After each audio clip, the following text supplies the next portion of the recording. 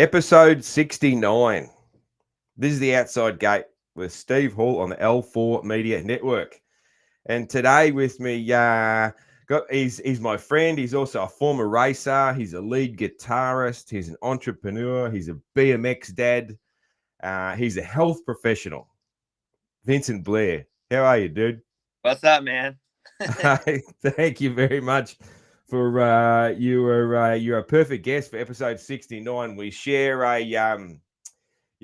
I got to know you a little bit through your brother's show, I know we share a little bit of a sense of humor. That's for Yeah, sure. So I'm honored to be on this episode. I wouldn't want to be on any other one. that's right, man. Yeah, it works perfect, man. Yeah, I think the first time I ever spoke to you on Main Event, it was because I'd made a really inappropriate comment that you thought was funny, and then you made one I thought was funny, and then you got me on the show. Yeah, Daniel got me on the show, and that's it. You see my T-shirt too. If you just listen to the show, you won't see my T-shirt. I got my Daniel T-shirt on, so that I made for Anaheim. So I thought Awesome. that'd be perfect for this. Yeah, that's it. Cool, man. Dude, just a bit about what Vinny's been up to lately, man. So I know you're getting heavy into being the BMX dad now. So how's that going? Dude. I mean, you know me. I've been talking about it on the Main Event Moto about my own kids and my racing career. The last thing I wanted to do was get them on two wheels, um, just because of the injuries, and I just wasn't ready to put them down that path. But for some reason, it's like in their blood. And anytime they got on a bicycle or even those like Stasics, they were instantly good on it. And bummed me out. And we just recently moved to a town where they have a really awesome BMX program. The track's cool, the program's cool. So we decided to go out there, and my kids literally raced for the first time ever on this track. Never been there, on their mountain bikes. And my oldest one got third, and then my littlest one won it and just smoked everybody.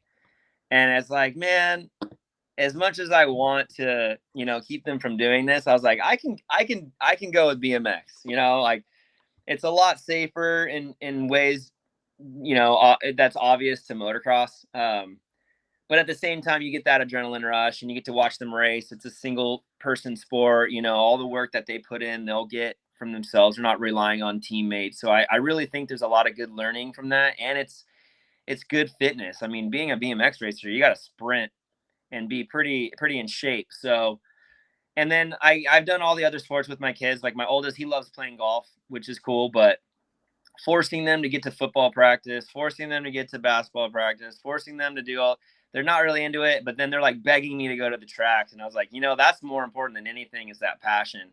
You can force a kid to do anything, but when they have that inner passion to do something, it's a lot easier and a lot more enjoyable when you see them. Even if they struggle, it doesn't really matter. You just know that they're in love with it, and that's really important, especially at their age. It doesn't matter if they win or lose right now. They're beginners, but they're stoked on it, and I feel like that's going to be something fun to watch them do. Yeah, man. Yeah, and I love what you're saying. You're definitely not making some of the same mistakes I made with my kids. My kids are grown up, I do know now. Like now, I encourage them. Like if you want to do something, and you want to put the hours into a passion or a hobby, like or developing a skill, you're going to Yeah. have to love it. Otherwise, you won't do it. Like my young fella, he's decided he wants to learn the guitar, and Oh, uh, and I, and I said to him, dude, like, and his sister's got one, so we didn't have to buy one at least. And I was like, borrow your sister's, and I said, look, dude, you'll either put the time in because you're loving it, or you won't, and then you'll know whether it's for you or not. Because I said, if you want to get really good at a guitar, man, you got to put in the time. There's no shortcuts. But it's good, man. Like I hear him practicing every day, so at least I know that he's having a red hot go at it. So yeah. that's awesome. I mean, guitar is something that I feel like no one could ever regret learning.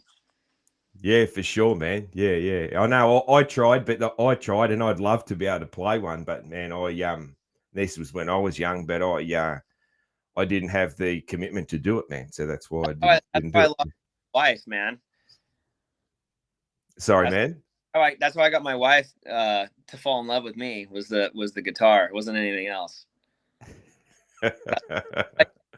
And if you can just walk up, grab a guitar and start playing music, you can have your pick. Yeah, man. Yeah, yeah. I can understand that, man. No, man. I'd just like to be able to pluck a few strings, man. I'd like to be the guy that around the campfire that can just grab a guitar and just, like. Yeah, that, you're like the show. I mean, yeah, I think that's something that you should definitely try to learn. It's kind of hard at first. You have to go through a learning curve. I remember when I started learning guitar, I actually broke my leg really bad. I was 15, and I was bedridden for like 3 months. So I just decided to learn how to play acoustic guitar, and it took me a long time to kind of get past that shitty stage where you just suck and you don't even know what you're doing. And then once you get past that and you start learning patterns, then it kind of gives you, then you get the bug, then you start writing songs or learning songs and you start sounding better. But that first curve, it's like you suck for so long and there's no gain, and then all of a sudden it starts going up. You got to get past that shitty stage, or else you'll never really learn the guitar. It's not something that you just learn gradually. It's just like you suck and then you're good. Yeah, yeah. I know what you mean, man. Yeah, yeah. I know. It's I can only relate that to some of the tradesman skills I'm good at. Like, but Yeah. I know what you mean, man. Like, there's things it's not as exciting as guitar, but like you know, it's probably the opposite, the complete opposite to being good at guitar, man. I'm really good at drywall, man. And and I sucked at that. I sucked at that. It was so hard. I was just a fucking mess, man. And now I'm a fucking gun at it, and it just clicked at one stage. So yeah, Yeah. it's probably the least cool thing that you can be good at, man. But I'm good at that. Yeah, Dude, that's there's it, man. a lot of drywall to be placed, so get out there. That's it, man. Yeah, yeah. And dude, I think a lot of people already know that you're into Gecko. Gecko's your business now. It's predominantly for cleaning golf grips, but also like football gloves and dirt bike grips and lots of stuff, man. So that's keeping you busy. And all them boxes in the background. If people are watching this, if you're just listening, he's in his room there. He's got a heap of boxes. I'm running Yeah, out of, but yeah, Gecko's been awesome.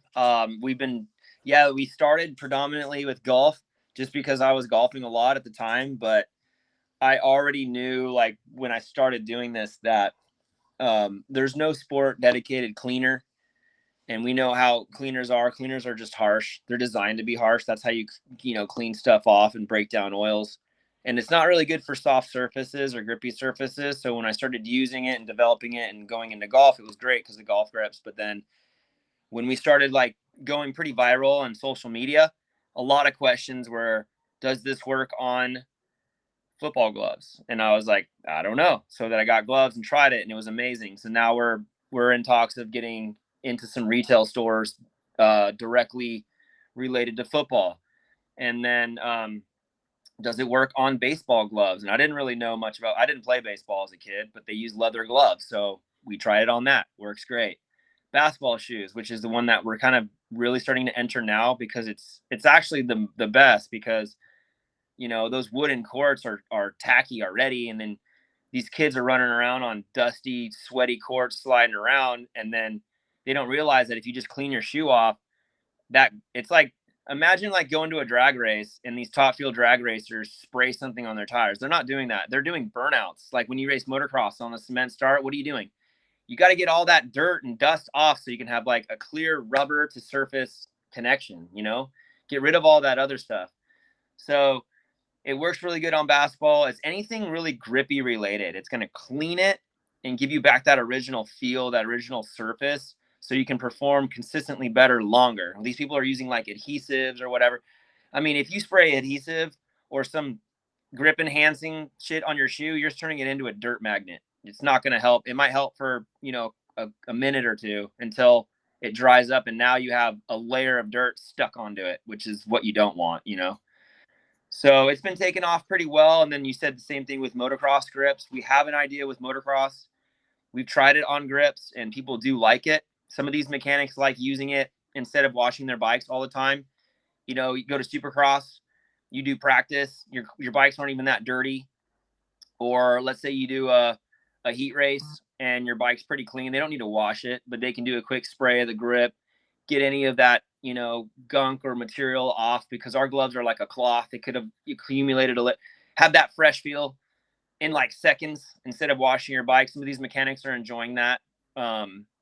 So we're testing on that too, but we also have some ideas of possibly doing some private label with some people instead of just going full bore into the industry. Because there are some brands out there that have a presence already, which could be beneficial for both of us. So that's just something that we might see in the future, but we'll see. I'm not 100% sure, but yeah, like it works really good on pretty much anything grip related. We're like your grip cleaner, bro. That's it, man. That's it. Yeah. I can see team gas gecko in the future. Huh? Yeah. That's it. It's like, how far do we want to go with it? Because if these mechanics love it and the riders love it and there's a presence there, it'd be pretty easy to put a logo on some of these shrouds. You know, some of these teams are like desperate for budget, you know, and increase their budget, you know, help pay for another rider or something like that. And it's good publicity, good content, because like, you can use it with yourself. If you can market it yourself, that's like the big thing, is just marketing. You know, if you want to talk about motocross, I think that's one of their biggest faults is marketing and withholding. I mean, you've heard me on the podcast a bunch of times. I think a lot of these teams and manufacturers hang on to too much and don't want it to spread out, which I think is hurting them more than helping them. Yeah. It's always been a difficult thing. The old always been a difficult thing, sponsorship and different sponsors and all that sort of thing. But I reckon it's, yeah, I mean, I think everyone loves it when a new sponsor arrives in motocross. Like, you know, it's something different. Yeah. Now it's crazy because like having my racing career and now being outside of it, if I was a business and I wanted to come in as a sponsorship, why would I sponsor a team that I know will never win? You know, what if you're a multi-$100 million company? Let's just throw one out there, Home Depot, right? I just thought of it. I don't know why. Maybe because I need to get some tools or something. But because I was talking about drywall. why? Yeah, we need drywall, dude.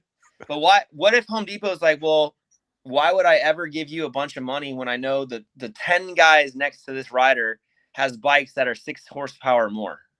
And no way. They're like, no way. I need that. I want the winning bike. You know, you look at things like NASCAR, everything's equalized. Everyone on that line has the same horsepower, same. They're buying cars, you know. Why can't KTM just sell factory bikes to anyone that has the money to do it? They're going to make way more money. You're going to bring in so much more into the sport. I don't know why they don't do that. I've never understood that, why they won't do that. They're like, no, we shit. It's like, no, you want sell your bikes. Have a full-blown factory R&D. Have tier 1 bike, tier 2 bike, tier 3 bike, you know. Here's your budget. $20,000 per race bike, you know. $50,000 for extra parts for the year. Now you have a business is like, yeah, dude, I got a winning machine here. They'll get a rider. Now you have good riders riding factory bikes with a good budget. Now you have multiple teams. Who cares? Make the plastic pink. Who gives a shit? You know, that's just like my thought. I think it would help grow the sport. Yeah, it's an interesting take. I've never really thought about that, to be honest, man. Yeah, dude. You got gas, Fig Newton sticker on there, like Ricky Bobby. I'll put it right on their goggles, man. But they never give you money, dude, because you got Vincent Blair, the privateer, riding a brand new bone stock Honda 450 going against a factory bike. No way. They're not throwing any money at it. You know, that's the problem. Yeah, I think the best way that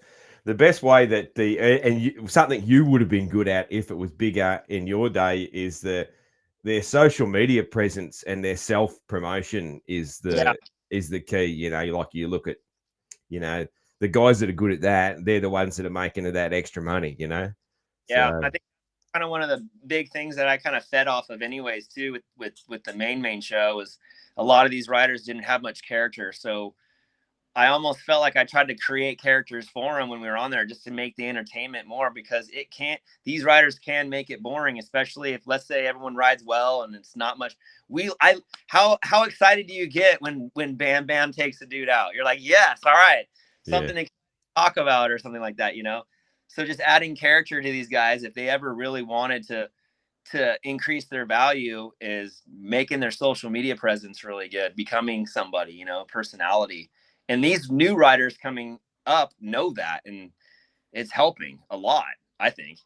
It is, man. Yeah, it is, you know, like, because it's such a thing. Like, I remember writing an article about it, how, you know, like and I used some examples. Like a really good example was like, Seven Deuce Deuce. Like he Yep, prolonged his career by like probably 4 years, and 100%. and had good, you know, really great presence in that all through his personality, and he's putting out his funny songs and he's Yep, doing all this stuff, and yep. you How know, about that got the OnlyFans sponsor? I mean, yeah, just dumb like that can really help you out.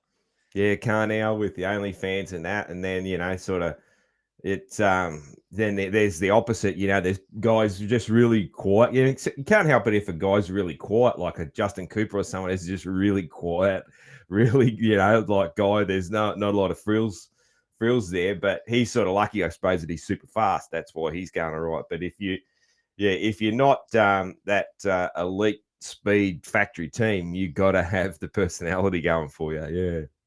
If you're not cool, then you better be fast. That's it, man. That's it. Yeah. If you're not cool, you better be fast. That's cool. Have like an old school no fear shirt. Yeah. That's it, man. Yeah, yeah. That's it. That's it. Reminds me of, I was talking the other day about how you know, I reckon the gear you wear, the gear that you can wear and get away with depends on how fast you are. You know? That's so true, man. Can you imagine if I was wearing pink zebra gear? Yeah, Uh, yeah. but Bubba Stewart made it look real good, real quick. Yeah, yeah, yeah. That's it. You got it. Like I remember way back in the day when white boots were new, like white boots were the new thing, and it was like you better be fast if you're gonna wear them. Like, you know, and I always said like I ain't fast enough for white boots. I've never owned white. I can't do that. Like, yeah, 100%. I remember that. That was the thing, you yeah, know, or like the black gear. I remember when like Jeff Emig with that shift gear that year, he just dominated the Supercross and outdoors, and everyone wanted that all black gear. It was so sick from Shift. mm, It yeah, was yeah. they didn't have all that. That's cool. That's one of my favorite gear sets ever. Like I love black. Black's my favorite color. I love Me black. I too. wear black nearly all the time. Like, you know, it's unusual that I got this white T-shirt on today. Like it's nearly every show I'm probably in a black T-shirt of some sort. You know, Oh that yeah, or like an off color of black, or a color that fits black really well, yeah, like yeah, grays and maybe even white, but like it's mostly black or gray. yeah, yeah. That's it. Yeah, and then man, as far as riding gear goes, man, most of the time I get what's on clearance. So Hell yeah, dude, that's the only way to go, man. it could be anything because it's on clearance, so I can't be too fussy. But yeah, but I still have me limits. Like I can't be, you know, I can't be the old slow bloke out there rocking pink gear, you know. So Why that's not? never going to work. Fuck it, just do it. That's it, man, dude. Did you watch any of Paris Supercross, man?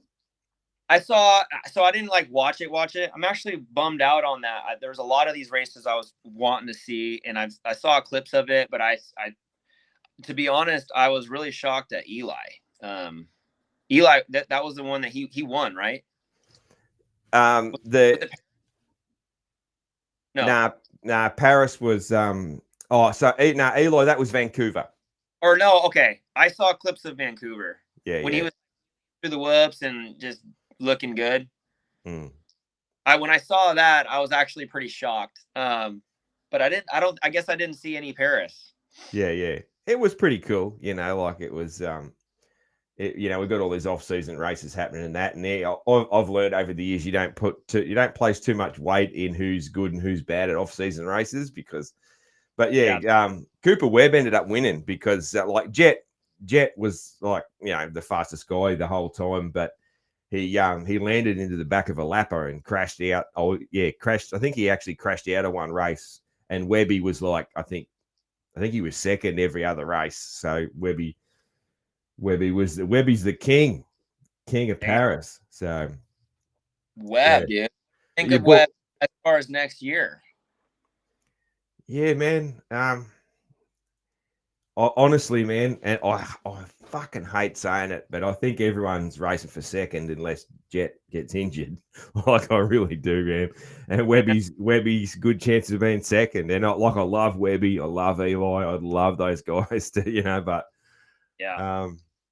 yeah. That's where it comes to this point now where Jet's expected to do what everyone thinks he's going to do, because if he keeps progressing at the step, the next level, if he's trying to get better, which we know he is, he might just absolutely dominate worse than anyone. Because, like I said it from the beginning, his riding style is so clean for the level of speed he has. Most of these really, really amazing champions kind of were on edge at their level. And I was like, man, one day you're gonna have someone with Ricky and Bubba's speed mixed with Wyndham's style, and then all of a sudden Jet Lawrence comes out, and you're like, oh, well, this might be over for a while because he's too good and too clean of a rider. It all just come down to starts and just mistakes or something, just dumb mistakes that can happen, but it happens to everybody. But not none of the stuff that you see, like the career that Stewart had to go through to get to his level. He went through a lot of hardship to get there. Same thing with Carmichael, or even Villapoto. Shoot, Lawrence has something that you're right. We're going to be watching who gets second, but that's okay. There's a lot of dudes that can get second, so it's like you go ahead and win. We'll always be watching everything behind you, bro. Yeah. Like it's there's a lot of dudes that can get second this year, like Eli and Webby and Hunter just keeps getting better, as well. Yeah, So yeah. there's a good mixture there. Who knows you never know which Jason Anderson's going to turn up. Like every couple of years he's just like awesome.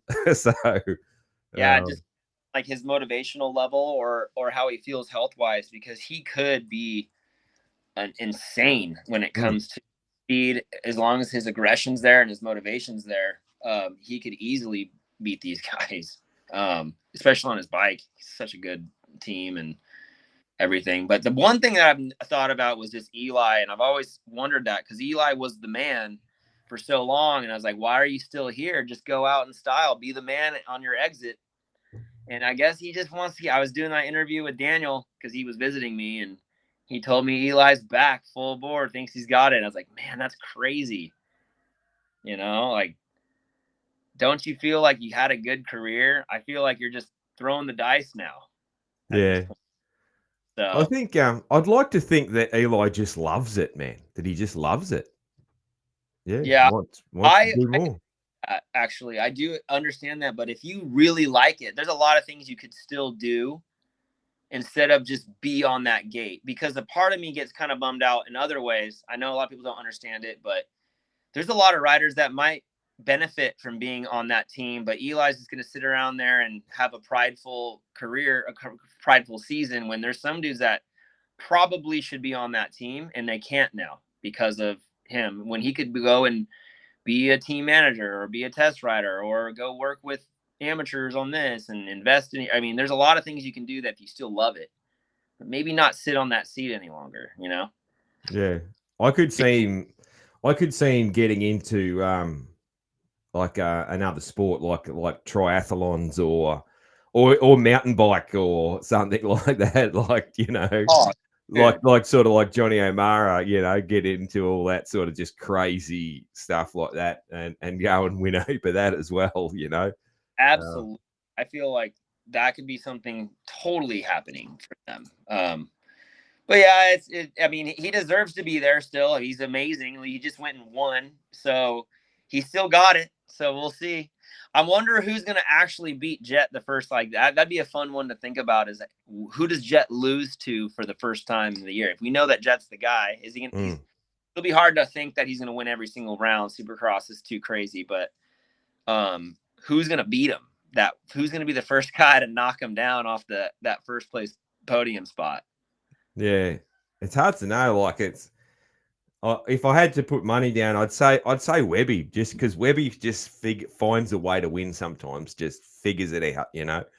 Webb Yeah. always pulls it off when he feels really good about the track. Like he's very reliant on the track setup. If he's got a few sections that are really good for him, the whoop section's good for him, he's feeling confident, feeling good, he gets a whole shot, then it's like you're gonna have a hard time beating Webby, dude. Because he's got that mind. Like he's a fighter, dude. I mean, remember him like taking out Bowers? Yeah, he's a Afraid. You know that dude he's not afraid of anything. So no. I just have to have the stars aligned, and then he could be the guy for sure. Cool, man. Awesome. Dude, let's get into this is my favorite question of the show that I ask every guest, man. And it is when did you first fall in love with dirt bikes, man? When did the bug bite you? You know, I'm guessing you probably saw your big brother's motorbike, or what was it? What was the thing? Well, I started racing when I was 4. I turned 4 and then started racing. So like getting the bug at that age, I'd be lying to you to say like, oh my God, I love motocross. The truth is I was kind of born into the sport. Like you said, my brother was already racing. So it was just very natural for me to get on one and ride with him. And, dirt bikes are fun. I don't think there's one person that rode a dirt bike and said, this is stupid. So over time, going to races, and I think it was probably when I was like 5 or 6 years old, I started like winning pretty well. And at the time, my dad and a buddy of his had a really cool like mini bike program. They called it Edge Sports, and they would build these modified PW50s and make them like sick. They put like KX60 forks on it, custom exhaust, change the motor, do different framing, different custom plastic, custom numbers. And I remember watching my brother and a few other riders that were just winning amateur national championships. Like everyone was an Edge Sports bike. You saw them. Whoever was riding an Edge bike was winning. It was like Shane Bess. I think even like a few other top. I can't remember. There's a bunch of pro riders back in the day that were doing it. Anyways, so I remember I was just the little brother, and I had my little shitty PW50, and I started winning. I was like 5 or 6 years old. My dad decided to build me a custom Edge Sports 50. And that was probably when it was like, wow, this is such a cool experience, having something like that. And then, I started dominating on it, obviously, because these bikes were just unreal. I'm sure we'd get protests today for these things. But then I ended up winning the World Mini when I was 8. And then I redid it again when I was 9. And then that was probably when it was like, this is definitely what I want to do for my life, as a career.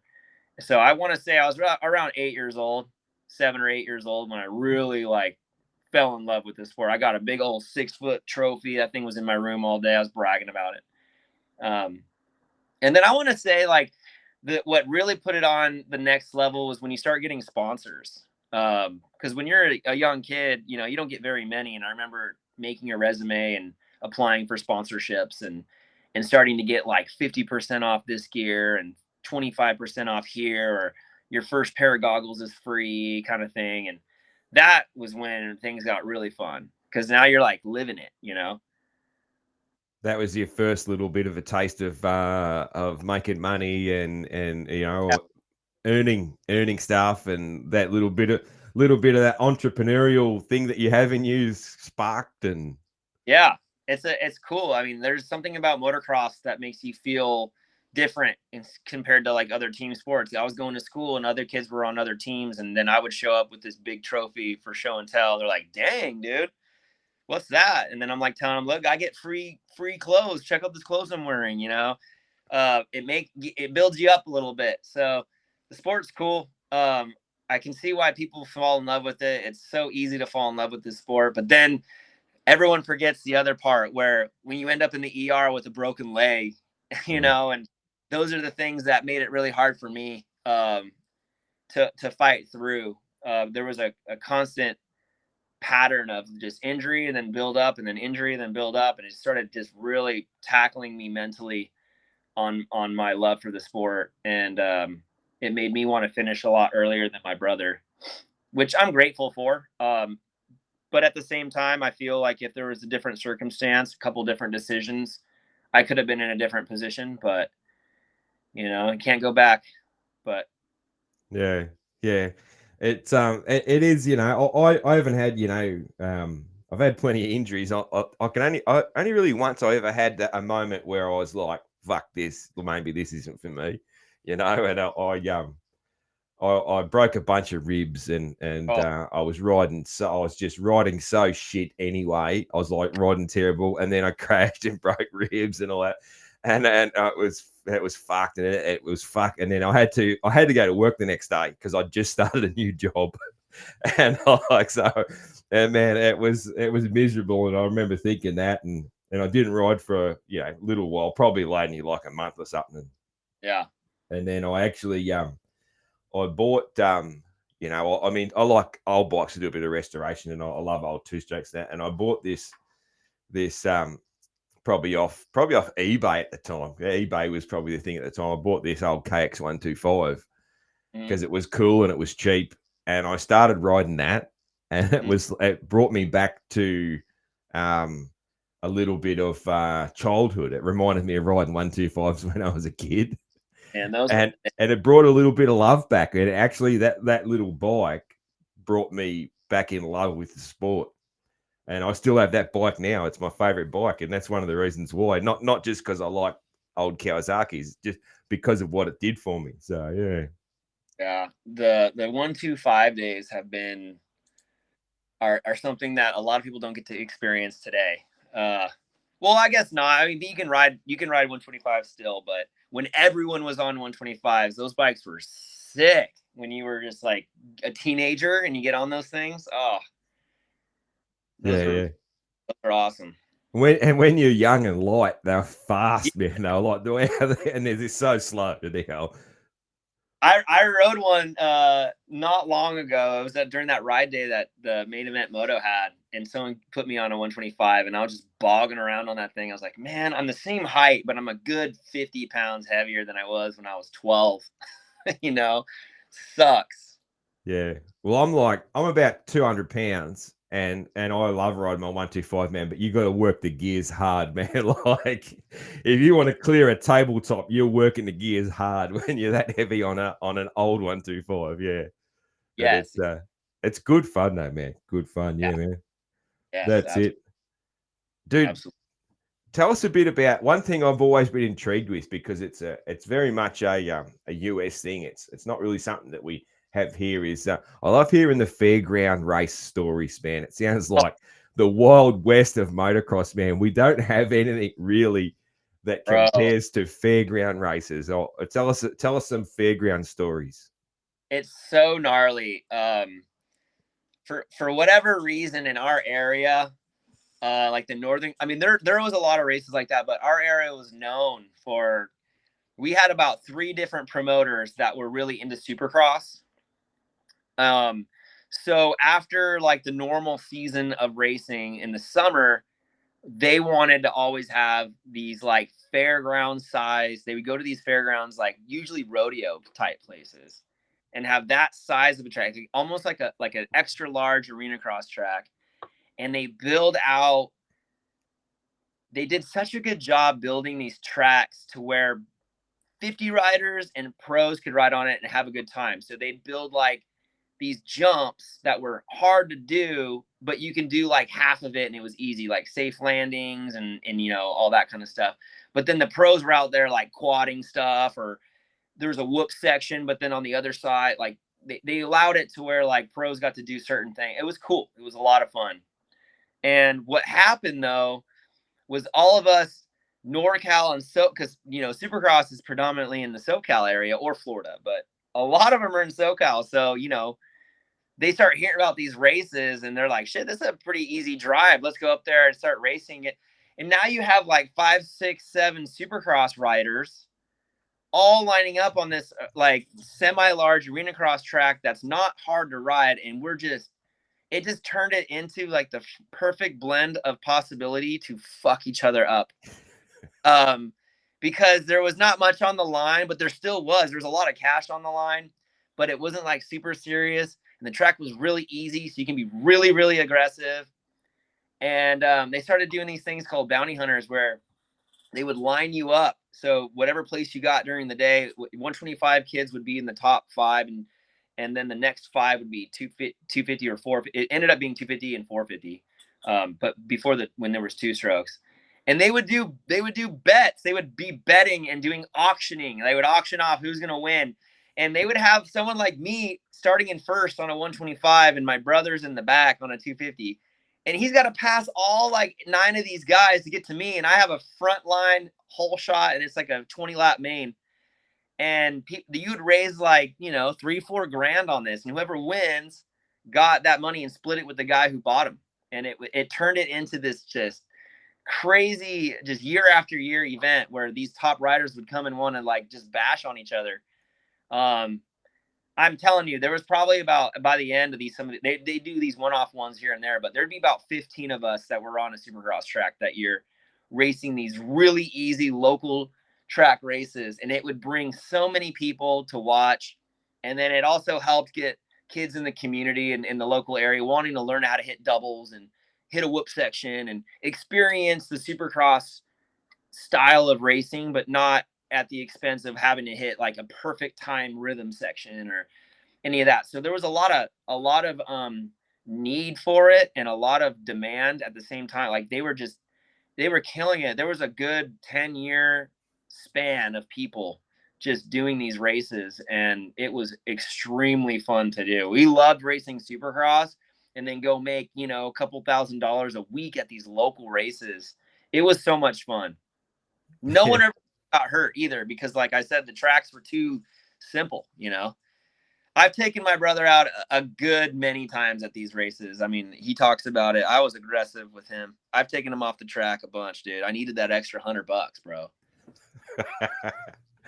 I love it, man. I get this picture when Daniel talks about the fairground stuff. I get this picture because like we in Australia we have fairgrounds. We actually call them showgrounds. I don't know why. It's just a different term, but yeah, same thing. And all they really get used for, man, is once a year you'll have the fair, and it'll be a once a year thing, and the carnies will turn up with rides and stuff, and the hot dog truck will turn up and all that stuff. But you'll also have all the farmers will turn up with their animals to put them on show, and win prizes for best bull, best ram, all that gear, your best chickens and all that. And the local motorbike shop used to come down, but they'd have all their farm bikes on display for the farmers to see and stuff. And the only motorbike thing that was ever there was they used to do and they used to ask us young blokes that rode to come and do it, and we were like, no, fuck that, we're not doing that. They'd do this farm bike competition, which you probably find funny, where they'd get like Aussie. So I don't even think you guys ever really had the ag bikes that we call them ag bikes. They're like imagine like a real old school trail bike with big pack racks on the back and the front, and like a shovel holder and all this sort of stuff set up. Yeah, this is before 4-wheelers took off, these things. And they do this competition where you had to ride around on one and like open farm gates without putting your feet down, and probably like do some sort of thing like you're herding sheep or something, and do all these technical. It was almost like a little bit of a trial sort of vibe to it, and you get some farm kids that turn up, or even some old farmers, and they'd do all this shit where that was the only thing that happened at the fairgrounds. It was the ag bike competitions, the farm bike competitions, Dude, how many people were taking each other out on those things? None, man. No, none, that's for sure. But it's funny. It's a real funny thing. But man, like our motorcycle dealers, man, that was their bread and butter. Like, they would get a lot of sales for that. Yeah, man. Like my local Honda dealer, the only CR that was there would have been like his son's bike, and then there'd be like rows and rows of farm bikes for sale, with with shovel holders, man, and all this sort of stuff. That reminds me, there was one race that we would do every year. It was actually our state fair, and it was like in the middle of the state. So we had a lot of riders come, but it was actually like that. It was the farm fair where people were like, showing the cows, the pigs, and who wins and all that stuff. A lot of money, but we were actually an exhibition race to the main show, which was monster trucks. They would have monster trucks in the big stadium, and they would build the Supercross track around it. So we were actually an exhibition of it, but there was like a lot of money on the line for them. They had a huge budget or something to get a lot of big riders. And they had some big riders show up over the years here and there. I know McGrath went to one of them, stuff like that, So it was funny how it kind of reminded me of that, because it wasn't even a motocross race. We were just the exhibition. We were just like the entertainment side thing. And there was like cows and pigs and farmers everywhere. And then you see us dirt bike guys, riding around. It was pretty fun. A lot of cowboys and horses. Such a contrast, man. Such a contrast of cultures, like it was so different. Like we had these like tattooed heavy metal, like the Metal Militia was pretty big back then. Like when it came to like the imagery of militia. And then you have these like really slow paced farmer types in the Central Coast where they have wineries and farms, and we're just showing up in these vans with like bikes and music playing and just the weird types of people we are. Yeah. Show. I get these funny images in my head, when Daniel talks about fairgrounds of like, you won the race and then the fair's on and you get to kiss Miss Lodi, who won the girls competition, and you get to take home the prize hog and all this sort of stuff. Dude, it was like that. I mean, always like the rodeo fairgrounds, so it was always farm related, Yeah, it's awesome, man. I love it. It reminds me. This is what you're talking about there. When we like, I never raced motocross till I was 18, so Dad wasn't into it. So it wasn't until I could drive myself there, And a bunch of us sort of all started at the same time when we were 18, because I got everyone to go. Like I was like, hey, we've got to go up to this other town, and they want more motocross riders. Let's go and have a go, when I was 18, and we go up there, and it was good fun and that, but none of us were very good, but we had fun. But there was this one time, and we thought we were cool, you young blokes, you thought you were cool. Probably, man, on a dirt bike. I feel like you're cool no matter what if you can ride a dirt bike. Yeah. One time anyway, this guy, he rides into the track on it was a KDX 250, KDX 200, this kid, and he's got a flannel and he's wearing gumboots. And I don't think he had any gloves or whatever, some sort of shitty helmet, a flannel and gumboots. And we're laughing.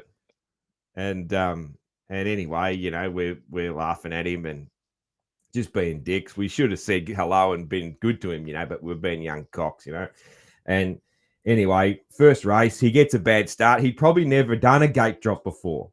Oh no! And I don't know. I'm running, probably third or fourth or something, which was pretty usual.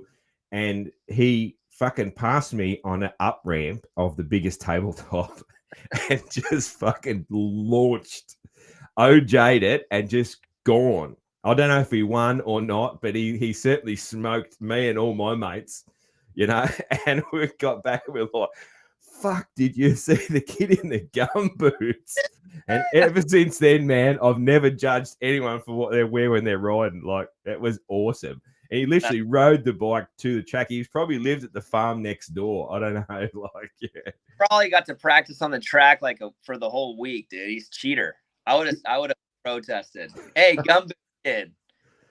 But yeah, and that was back in the day. That was before wide foot pegs too, man. That was like where foot pegs were like maybe an inch and a half wide. Yeah, those like little bars. Yeah, man. And dude, I don't know how they didn't go straight through the soles of his gumboots, but they must have been real good gumboots, man. Because like, he had strong feet, man. Yeah, he must have. He's a farm boy, built tough. Yeah, that was always a. I'll never ever forget that kid. It was a life lesson, man. It's like don't judge dudes by what they wear. No, Yeah, the rule lesson of the day: don't judge people based on what boots they wear. absolutely, man. Absolutely, yeah. It's one of my favorites, man. Yeah. Um, That's dude, do you have a favorite memory out of racing Supercross, man? So do you have a favorite race of the main events you made and that sort of thing, or? yeah. There's a few that come to mind, but I want to say one of the coolest experiences. I never got obviously to like a podium on a Supercross race. I was just qualifying for mains, trying to get into the main event, which was a good accomplishment for me.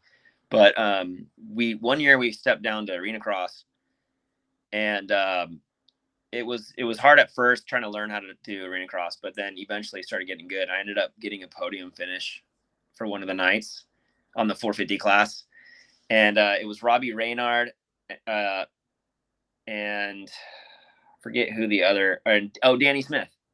So like I grew up watching these guys race, right? And they're coming down into the Arena Cross, and I'm kind of come up into the Arena Cross. And the way things worked out, it went Danny Smith, Reynard, and then me. So I'm like standing on the podium with like a third, which is pretty sick accomplishment. But then who am I standing next to? Guys that I literally used to draw their bikes, like on my toy dirt bike, you know. So I want to say one of those cool memories is not only getting a podium finish at an Arena Cross, but who I was standing on the podium with is something that I'll probably never forget. It was pretty cool.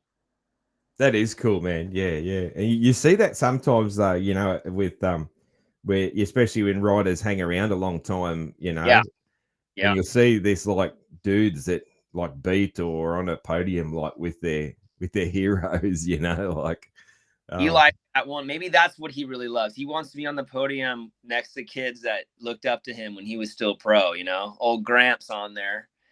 Still, yeah. but yeah, you're right. It gets like that. What's cool too, I mean, motocross is interesting because you have a very short lifespan as a professional. I would say for most sports, you're doing maybe 10 years. So some guys are pushing it past, but 10-ish years, you're in your prime. So it's a small window to be standing on a podium with a kid that's watched this guy dominate, and now Mm. you're on with him. So yeah, it's a very rare occurrence when it does happen. I think that's cool. Cool, man. Do you remember any memories from the first main you made in Supercross? Yeah, I was actually my home race in San Francisco Supercross, and that year was really rough for me at first. I got really sick for round one, and then it was hard to recover from that, and I was just really trying to qualify for mains. I was always like right there. And I'm like, what is it? Not like I would qualify pretty fast timing, but just never pull it off because racing is a whole hell of a lot different than just lap times, you know. And just being a rookie, I was just making stupid mistakes. And finally, it was really cool. I got into the heat race, which was awesome because when you get in a heat, you just chill out until the main. And I'm watching my brother get in the heat all the time. So I think we both qualified on the same race. And I think they took 9 and I got 7th or 8th in the heat and qualified. And it was a really cool experience because my brother was in it. And it was a really crazy year too, because I decided to homeschool that year, finish high school because I was still in high school, and then go travel and do East Coast. We were allowed to race West and East, but if you made points on the West, you could race the East Coast, but any place you don't get points towards it, which is really weird because imagine someone who's like dominating, they can go race as well and just screw people over with points, you know? It was a weird situation, but this was back in 2000. This is 20 years ago, dude. That's crazy. It was in 2004. And that was a cool experience all in itself because I'm 17 years old and I decided to hit the road with my brother. My brother and I just traveling all over racing supercrosses, and we qualified a bunch of times together, racing the mains together with no parents there, just me and him racing. I had a homeless guy actually be my mechanic in Atlanta. He had no teeth and he was pushing the bike to the line. You know, That's stuff. fantastic. That's fantastic. How did you find the homeless guy? How did that come about?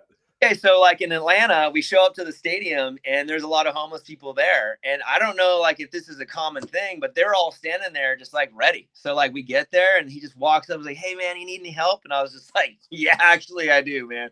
I need a lot of help." So he gets in the truck with us and we pull in because Atlanta is an indoor pits, right? So we drive inside and we're in there and everyone just sees this guy helping. I mean, full blown homeless guy, clear as day. And he helps unload our bikes. He's helping us do stuff. And I was like, man, this guy's done it before. He's too good at this. And we ended up paying him some money. We got him dinner and stuff like that. But he helped push our bikes because it was a practice. Supercross, we got to do practice day, which was not counting at all. Like the day before we could practice completely. It was just like not like just a press day thing.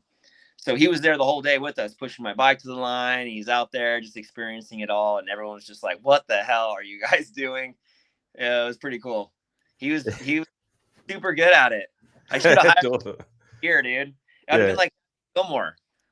That's probably like Happy Gilmore. That's probably one of that guy's favorite memories. He probably saw Daniel on the TV and he was like, I was his mechanic. Yeah.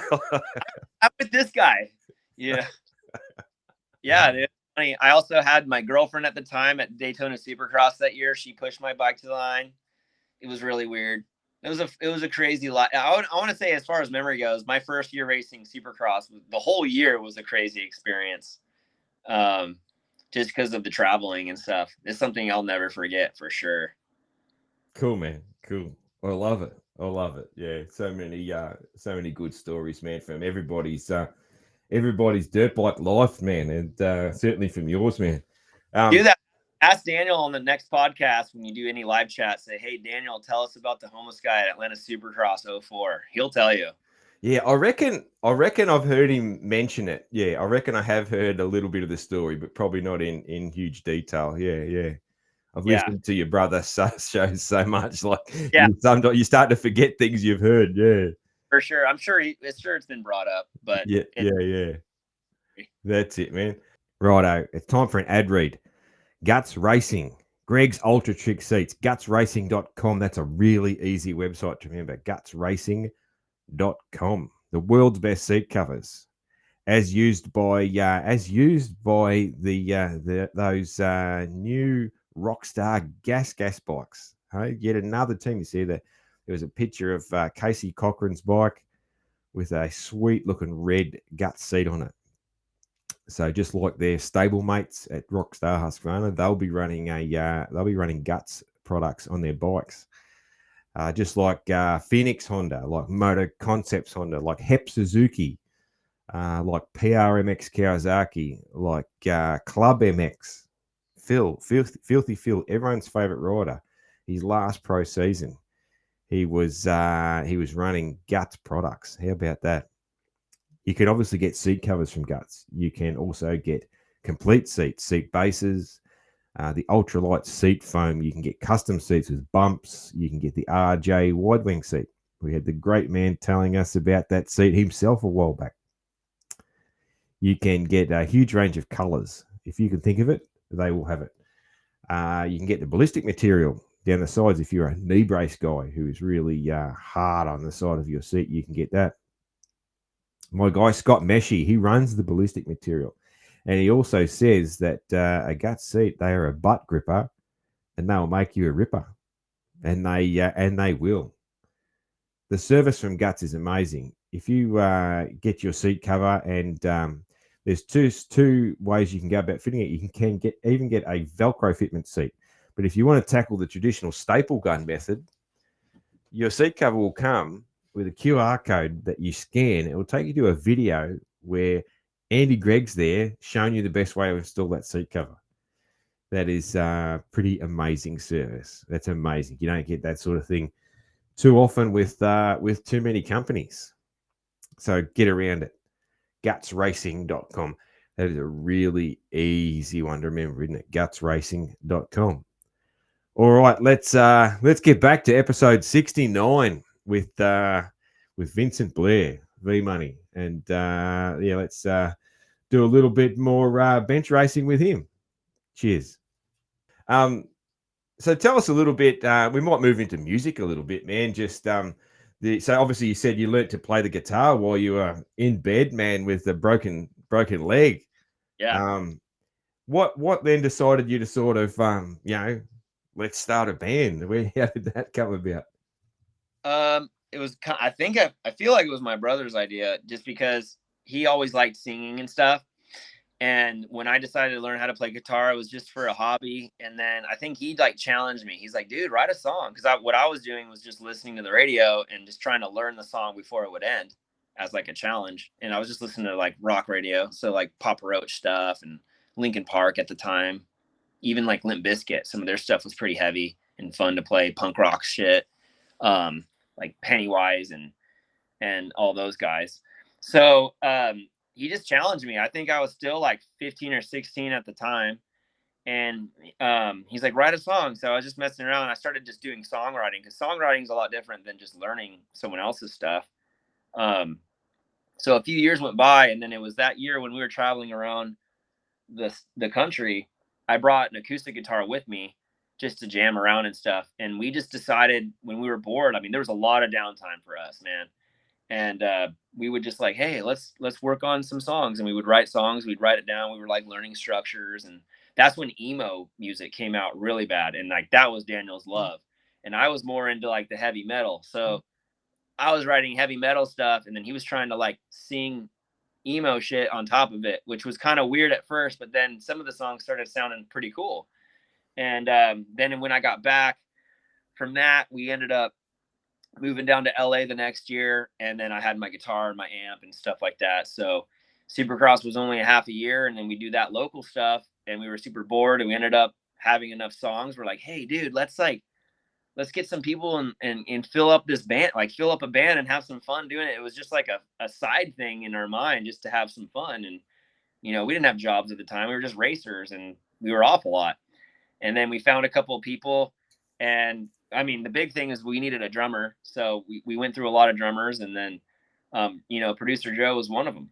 And after a while, and we ended up just deciding to make a little demo. We picked like 3 of our favorite songs and went into a studio at a local area that we were at, and it made a really shitty demo, and decided to play shows. And then from then on, and then all of a sudden it was like, hey, like we know these people from motocross, like they know this guy, they know, hey, do you want to go play in Hollywood and open up for Pulley, like a punk band? We're like, what? Sick, dude. And then like playing all these cool shows, and it just gave us a new bug, because it was like, this is cool, we could play music and race. And then we started doing races and playing the after parties after, and it was just like a good mix of things. I remember it was Reno Arena Cross. We played the after party, and it was a really fun event. I was like top 5 that night, and then I go right on stage and play a show. It was a very cool blend of things to do. So it was kind of like my brother's idea a little bit, just to kind of challenge me to things. And then he, you know how I am, I just get all in on it. So then I started learning how to produce and make music. And then when we found Joe, we did a couple of shows in Europe. I'm sure you've heard the Europe story. Yeah. That was a bad experience. It was an experience though, we ended up going back, which was weird. I don't even know how we decided to go back again, but we did. We pulled it off. But it was a lot of fun. It was a very cool little side project that kind of got bigger, and then we started playing. We got to a Warped Tour thing, and then it just, typical band shit. People wanting to move or do certain things, this and that, and then it kind of fell apart after a while. We started focusing on racing more, and then we decided to give the band another run just for fun with some other of our buddies like Mike Mason and his mechanic Cliff, and that was a fun little 1 year little spread that we did too. But it never really took off too much. I mean, I don't know if you know much about the music industry, but it's really hard to make it in music, especially in the rock business. It's there's not much in it for them, Yeah, man. I don't know much about it. Like I probably only really know one guy, and I know he's had dreams of getting some success since he was early 20s, man. And he's only just in the last few years, and he's mid 40s. He's found a little bit of success, so he's stuck with it. But this is a guy who he probably he probably has his guitar in his hand more of the time than he doesn't. Like he's Yeah. like a committed guy. He's like blues and roots guy. He's a good guy. I don't know a lot of his music because it's kind of not my scene, but he yeah, he's a good guy, and he actually like touring Australia and shit now in his mid 40s, so and that's how long it took him to get a little bit of success, and he's still got a day job, man. So yeah, it is hard, man. Yeah. You have to start like selling out stadiums, and then even then you don't even make money on it unless you play the shows. That's the problem with music, is you kind of sign your rights away. You barely get anything from it, from your songwriting, unless you go play shows. You get paid for that, like the service, not the product. It's interesting how music works. You sign a deal with these labels and they're like, well, we get everything, go play shows to make money. So now they're just enslaved to the road, which kind of sucks. That's when we were like, no, we're not interested on this. We're like, this was fun, but we're definitely not turning this into a career. This would be horrible. I mean, I was married at the time. My wife was pregnant. I was like, I can't go on tour. Kidding me? That would suck. Yeah. That's it, man. That's it. Yeah. But still, yeah, a fun chapter, man. I know that you guys look back on it as as Oh, certainly a really fun chapter of your life. Yeah. yeah. I think it's a very unique story. I think what we both experienced, and it's something I'll never forget. I'm super grateful for. And yeah, it's just it's a very unique experience, especially with me being the little brother, because like Daniel was like leading it all, and I was just kind of following along and just experience things under his wing. um it was a very fun time. Absolutely, man. Absolutely. And I love the yeah. How did it come about for you to do the national anthem, man? Oh, so man, I forget who it was, the person who hit him up, but there was a few moto guys that actually did it at a Supercross. And then a couple of dudes like in the AMA, they knew about our band. Obviously, I mean, they saw us all the time and stuff. But there was like this random situation. I want to say that something happened where they didn't have anybody, and it was the U.S. Open. It was in Vegas. It wasn't called the U.S. Open any longer, but it was the U.S. Open race. What was it called with the $1 million cap? The Monster Cup. the Monster Cup. Yeah. It was basically the U.S. Open. That one-off race before the Supercross, and I think it was Daniel, because he was like heard about it. He's like, dude, just hit him up, play the national anthem on guitar. And I was like, dude, no way am I doing that. Like, I'm not gonna go stand in front of all those people and just fuck up the national anthem, because I was a pretty good guitar player, but I wasn't like the best guitar player. It was like a side thing for me. And so he's like, no, I'll do it then. So he hits him up, and then the guy contacts me. He's like, dude, we need someone. It'd be so sick. Do it, because he's watched us rate. Like I know him personally from riding a dirt bike, and I was like, oh, okay, fine. So then we ended up lining up a show with Big B and Strung Out at the Hard Rock the day after, or no, the day before, and half of our band lived in Vegas at the time. So I was like, oh, okay, cool. So I spent like 3 months, dude, just like heavily learning the national anthem. So like just in case I was hungover or wasted from like the night before, I could still do it. And dude, that was the most nerve-wracking experience ever. But I pulled it off pretty well, to the point where they wanted me to do it again the next year. And I said no. I was like, no, I want that to be a one-time. I don't want to ruin that. I want that to be the one and done. Yeah. That's all I did. If I was doing it over and over, I feel like it would take away from the special feeling I got doing it, because it was very, very surreal to stand. I mean, I've stood on stages a bunch of times, but I was hiding behind, the band and noise and all those things. And I get up there, and like the lights kind of beam off, and they're like, here's Vincent to play the national anthem. And I was like, oh shit, there's 50,000 people just dead silent, and my like semi out of tune guitar, dude. I'm like, oh shit. It was a very crazy feeling.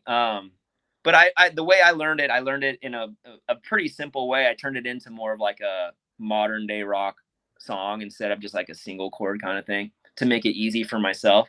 But it turned out pretty cool. And the guy, well, it was really cool. He sent me a video of it so I could have it forever. So I was like, oh, cool. And that's when I decided I'll never do it again. I want that to be the only time.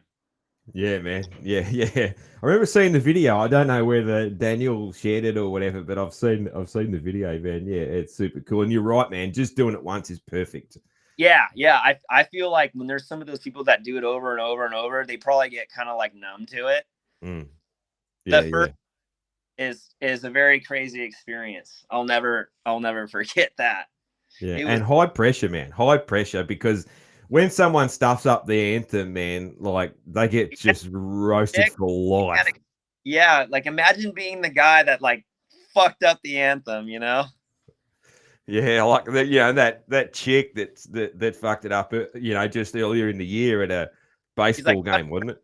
over, yeah. Whew. Because she was fucking drunk or whatever. Like she looked like she was drunk or high or something. Yeah, Yeah. that's I was pretty buzzed when I did that too. There's no way I was going on that stage sober. No way. yeah, yeah. A little bit of a buzz to loosen up and let the nerves go, man. Yeah, 100%, dude. It was gnarly. What was too that people probably don't understand when this happens is I actually got to go and do a dry run before. They always do it in Supercross, but a lot of people don't actually see when they do that that day. So during their practice, and then practice is over, and they're just checking sound and all that stuff. So there was a time where I got to go. They gave me the lanyard. They're giving me the when to do this, when this is going to happen, and go and sound check your guitar and make sure it sounds cool. And that was also a pretty cool experience too, because like the highest stage I was ever on as far as size was at Warped Tour, and it was a pretty big stage. They had like the banana speakers sticking out and all that stuff. But this was in, the Las Vegas Motor Speedway with like hell of speakers, and it's just my guitar. And I had my really sick guitar tone because I had my amp and all that stuff from the show. And that was a cool experience too, is actually getting to play guitar and hear like that resonating, reverbing sound of a huge arena. And I was like, this might be my only experience I have on a stage this fucking huge, So I spent a good 20 minutes on there just jamming and playing, and it was really fun. awesome, man. Yeah, what an experience, man. Like, yeah, oh yeah. The biggest stage I've ever been on, man, I reckon would probably be singing in the choir at elementary school. That's a big one, dude. A lot of parents go to that one. I played shows where there's like 2 people. At least you had fans. Yeah, there's probably a couple of hundred parents and brothers and sisters in that. Yeah, That's yeah, sick. yeah. Because I remember, yeah, my elementary school or primary school, as we call it, was a Catholic school, and like and the choir was mandatory, man. Like there was no choice. Like I like singing anyway, but I mean I didn't then. I was shy, but yeah, yeah. The worst strong in the Christian community. Yeah, that's it. Yeah, but I love a bit of karaoke, man. So I've sang plenty of times to a bunch of drunk people. What's your go-to karaoke song? So gee, I mean, I don't go out anymore, so wouldn't even have one now. I'd have to decide. But back in the day, I used to love a bit of Born to Be Wild was probably one of my things. Bit of Born to Be Wild, maybe some Bon Jovi, stuff that's pretty easy to sing. Not you can't try and do like people try and do a song where the singer's like super technical and they just fuck it up. But like when you just get sort of, because I've got a really loud voice, man. Like I don't have a great voice, but I can get really loud and hype up a bit. So Born to Be Wild was probably my favorite. Yeah. Good one. I remember we always wanted to do like Skid Row or Def Leppard, Motley Crue kind of stuff. Those were always really easy to do and fun. Yeah. It's a fun thing, man. Yeah. Absolutely. I'm sort of love a chance to get a microphone in my hand. Yeah. That's it, yeah. Dude, a few fun questions, man. Just towards the end, man. What do you laugh at that you shouldn't laugh at, man? Because I know you got a similar sense of humor to me, man. Like, what's your thing where you just can't not laugh and you fucking know you shouldn't be laughing? Like, You want to know one that I kind of do now? Like, I don't know if this is weird. You always sent those chicken pictures and chicken. Yeah, yeah, yeah. Funny is like, I love that shit. I don't know if it's because I lived in the country, but um, I don't know how my Instagram algorithm brought me to this page, but this guy snaps on this really small YouTube neck. What are those like the collar, and hooks up a GoPro to this stray cat, and it's an orange cat in this town he lives in, and just lets him go. And this cat goes and picks on fights on all the other cats. And like cats are weird, dude. Like when Yeah. they're like and shit. And they named him, and then they would always have like the POV, you know, he's selling on the wrong streets, and this is what like it's like a Grand Theft Auto style text. And this cat it's just a video of this cat just beating the shit out of other cats, and it's always this one and always winning. And I don't know why, but I followed him, and there was like one night I was going down, and every single I gotta remember the name.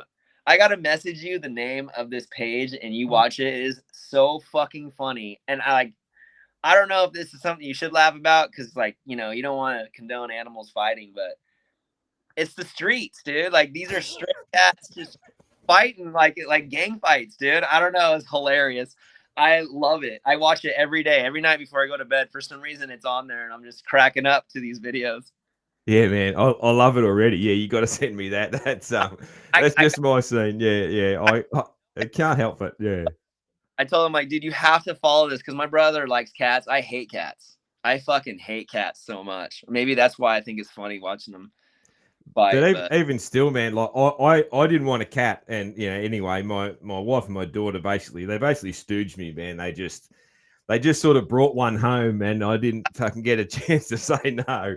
And yeah, anyway, she's pretty cool, and they're kind of they got that much attitude, and they are just such a cunt that you can't help but find them funny.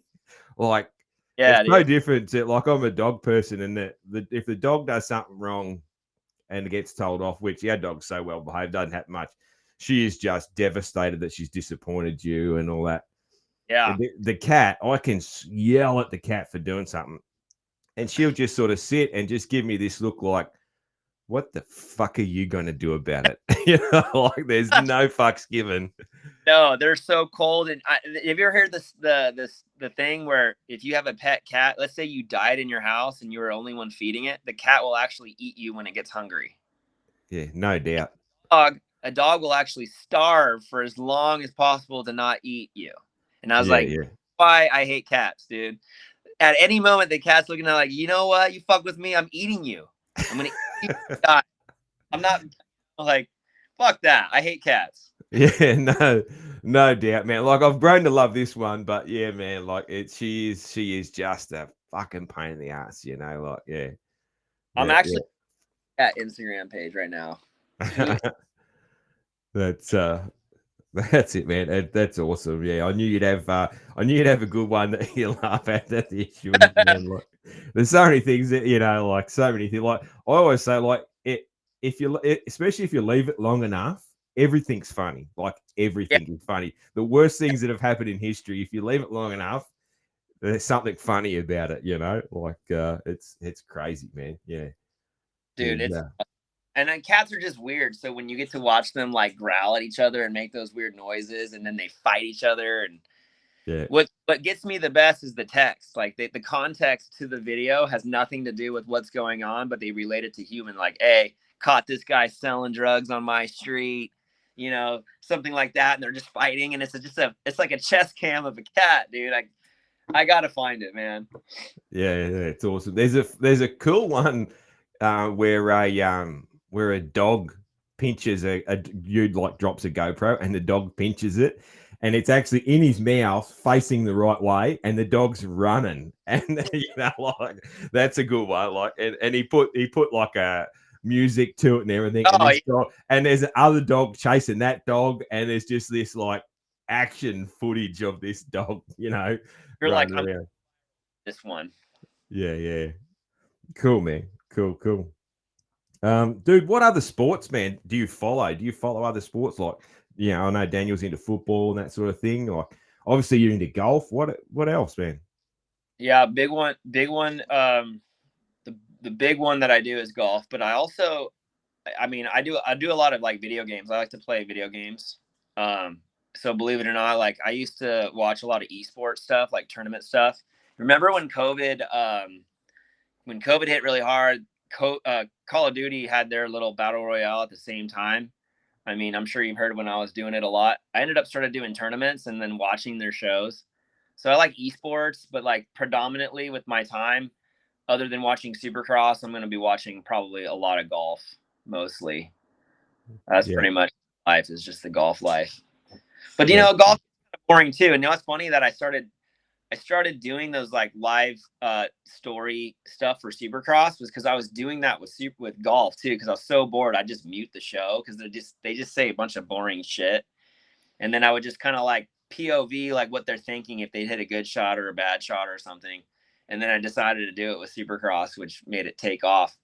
Because it was a lot more entertaining than golf. I'd say Supercross is a lot more fun to watch than golf. I was predominantly watching golf just to like learn the sport and get better. See what they're doing.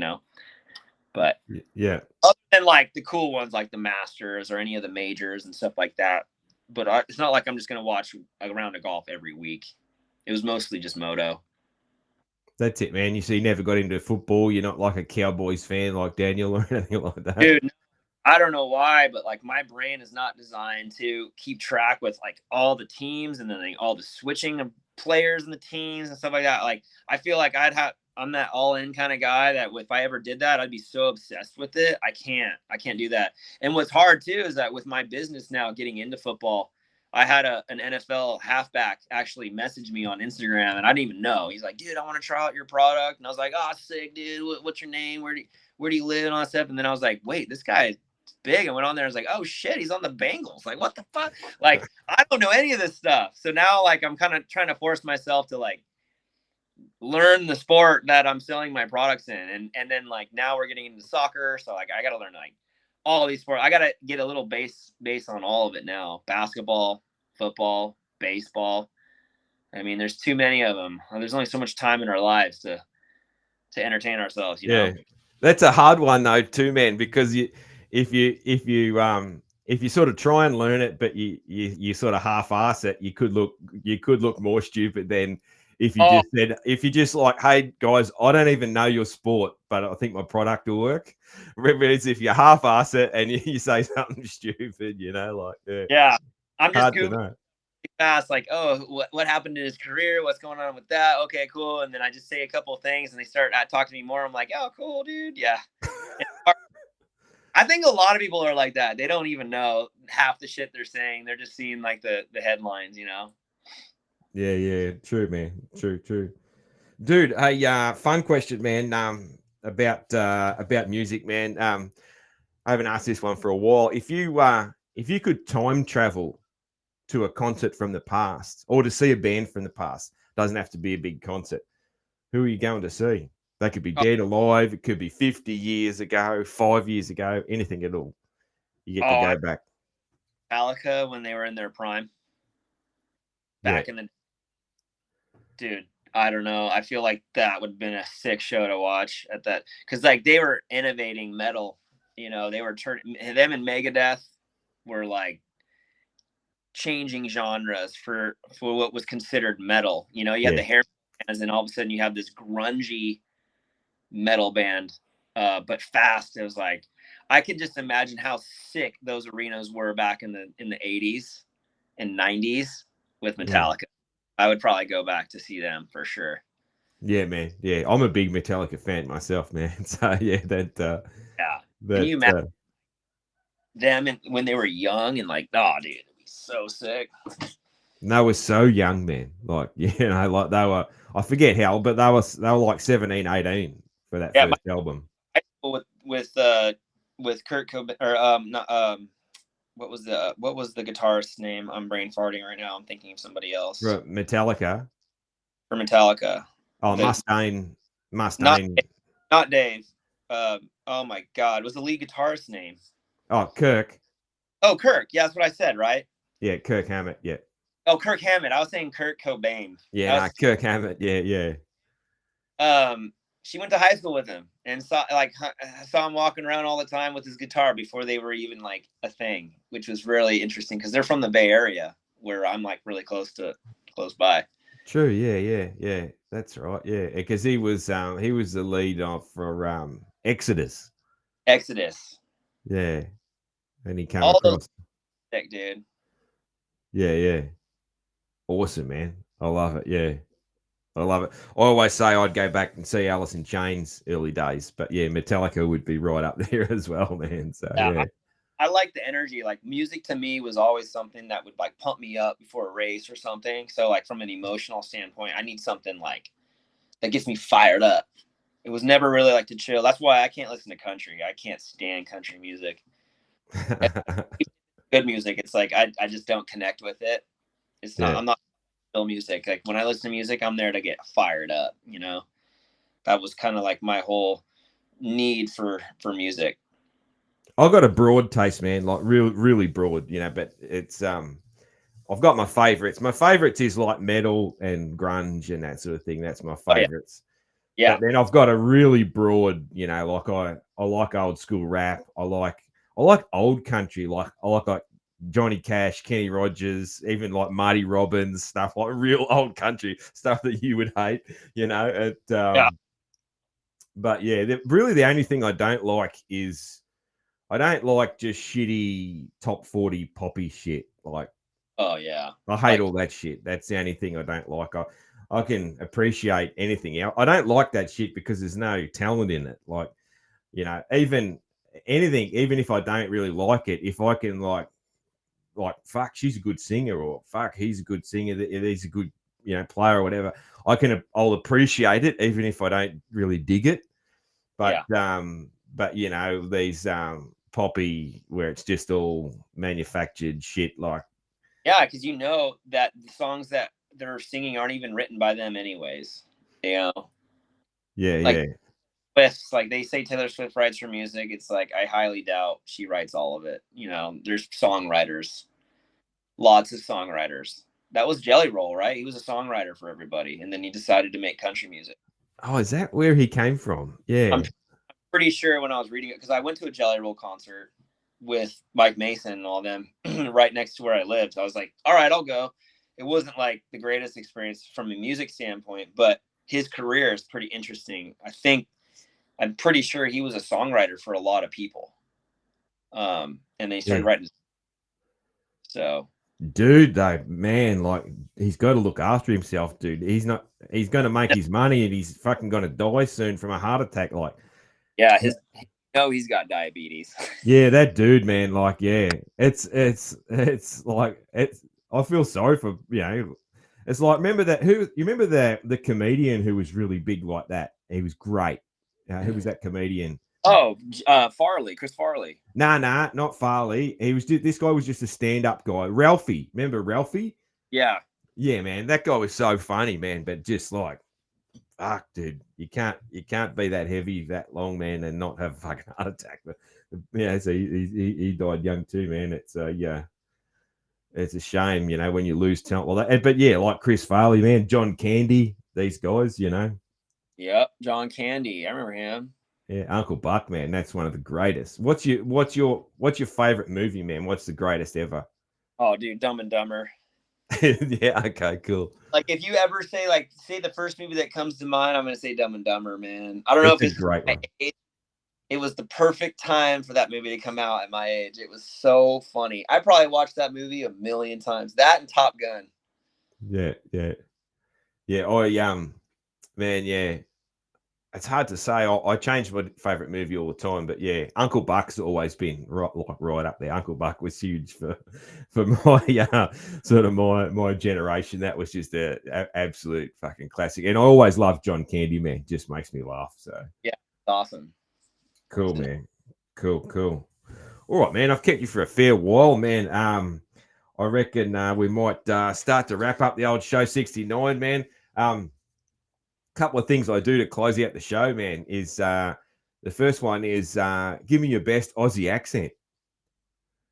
Oh man, really? You're gonna put me on the spot? Yeah, don't feel too much pressure, man. I do this to all the US guests, man. I I could always do. Jackman. Like isn't he Australian? Who's Is that? Hugh Jackman Hugh Australian? Jackman is, yeah, yep.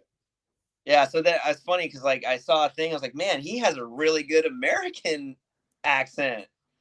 Holy shit. But yeah, I don't know. What?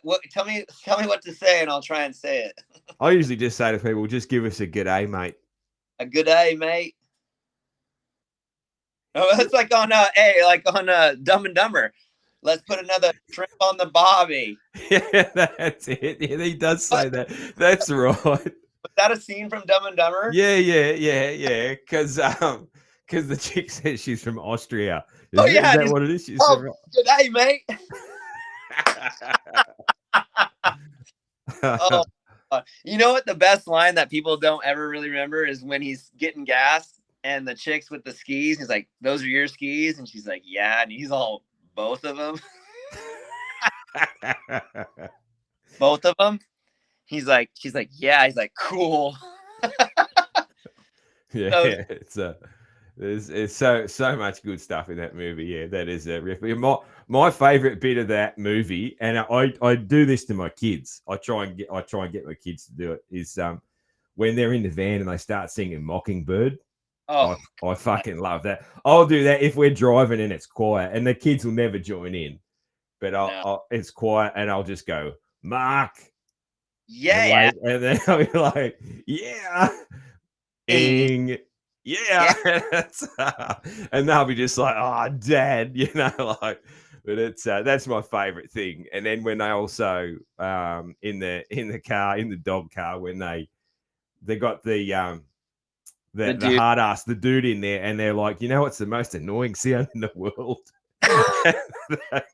And they're doing that screaming noise, and I his want blood pressure's going up, and yeah. I Carrie in Dumb and Dumber and Ace Ventura: When Nature Calls. The second Ace Ventura movie. Those Oh are yeah.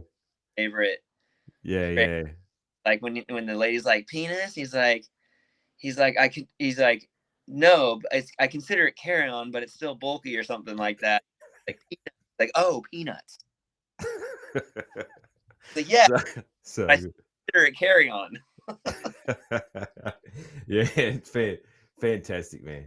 Fantastic. Dude, and then the last thing I do on the show, man, and I know you'll hate the song because you hate country music, man, but it's there's a weird, funny backstory to it that I won't bore you with, man. But the outro music for the show is me singing a little bit of Kenny Rogers.